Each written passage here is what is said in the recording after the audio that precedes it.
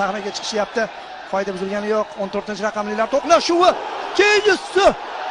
Hobala! Wow! Qanday gol! Andijon taym boshlandi. 4 ochko bilan Andijon turnir jadvali yetakchiga aylanib oladi. Qizig'i, gollar farqi shuning uchun ham kerak. Va gol! Boshnak 5-golni urdi. Davom ettirish mumkin, o'zi ochilishi zarur. Andijon ichkariga uzatma, imkoniyat bor. Veladze zarba va gol! Qanday o'yin bu? Andijonda havodan uzatma, bosh bilan zarba, Safoyev qaytardi. Yana imkoniyat, gol! Andijon so'nggi soniyalarda gol urmoqda.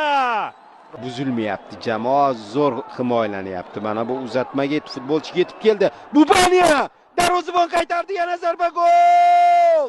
Nihoyat Andijon gol urdi. Hujumlar ketidan hujumlar tashkil etaverdi jamoa. Qo'ya qoldi. Anjancha hujum.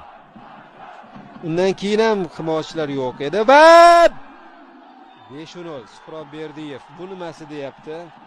Metallurg muxlislari menimcha hozir Oxirgi hujum masda bu hali. Hop, uzatma yomon emas va to'p darvozaga kirib ketishi mumkin.